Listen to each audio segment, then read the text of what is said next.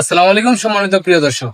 আজকে আমরা যাকে নিয়ে কথা বলবো, বাংলাদেশের একজন অবৈধ রাজাকারের সন্তান, কুলাঙ্গার সন্তান, কুখ্যাত ওয়াজ মাহফিলে যে বক্তব্য করে এবং দালালি করে এবং মিথ্যার জনক, বাংলাদেশের সবচেয়ে বেশি যে ওয়াজ মাহফিলে মিথ্যা ছড়িয়েছে এমন এক কুলাঙ্গার তারেক মনোয়ারকে নিয়ে কিছু কথা বলবো। তাহলে চলুন তারেক মনোয়ারের কিছু কথা বলি, তারপর আমরা তার ভিডিওটা দেখি।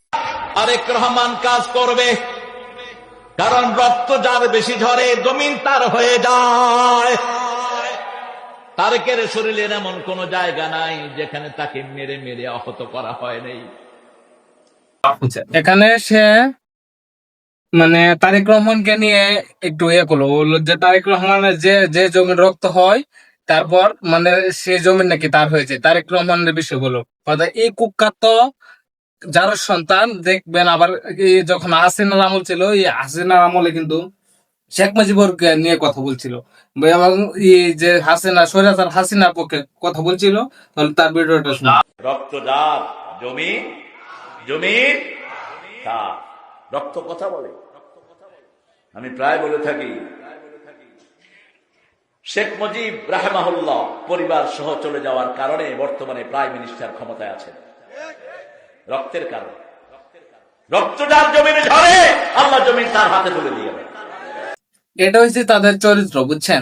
ক্ষমতা যা থাকবো তাদের পাচাটা হয়েছে তাদের চরিত্র। জামাতে ইসলামের চরিত্র এটা, যে ক্ষমতায় যাই থাকবো, যে থাকবো তাদের আমরা গোপনে, গুপ্ত ভাবে অথবা ওপেন আমরা পাচারবো। আর এরকম কিছু যারা সন্তানরা ওয়াজ মাহফিলের জায়গায় পাঠিয়ে দিছে, তাদেরকে এবং সিরিয়াস করে দিচ্ছে। তারা ওয়াজ মাহফিলের মতো পবিত্র স্থানে তারা এই ধরনের দালালি এবং মিথ্যা ছড়িয়ে ছিটিয়ে দিব। তারা হয়েছে এরকম কুলাঙ্গার সন্তানরে তারা এজেন্ট করে রাখছে।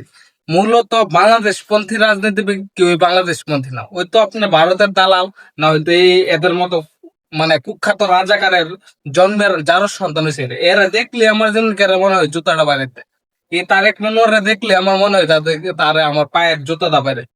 এরকম ধরনের কথা বলে সে নাকি বিভিন্ন ধরনের করেন। ট্রাম্পের সাথে তার পরিচয়, সে এমন কোন চ্যাটের ভাব নাই তার সাথে পরিচয় নেই। এরকম কুলাঙ্গার আর কি। এ মসজিদে এ হ্যাঁ নাকি ইসলামিক বক্তা, এর মতো হারামজাদা নাকি ইসলামিক বক্তা। সবাই ভিডিওটা শেয়ার করে দেবেন এবং এই বন্ডদের থেকে সবাই দূরে থাকার চেষ্টা করবেন। ধন্যবাদ সবাইকে। আসসালামু আলাইকুম।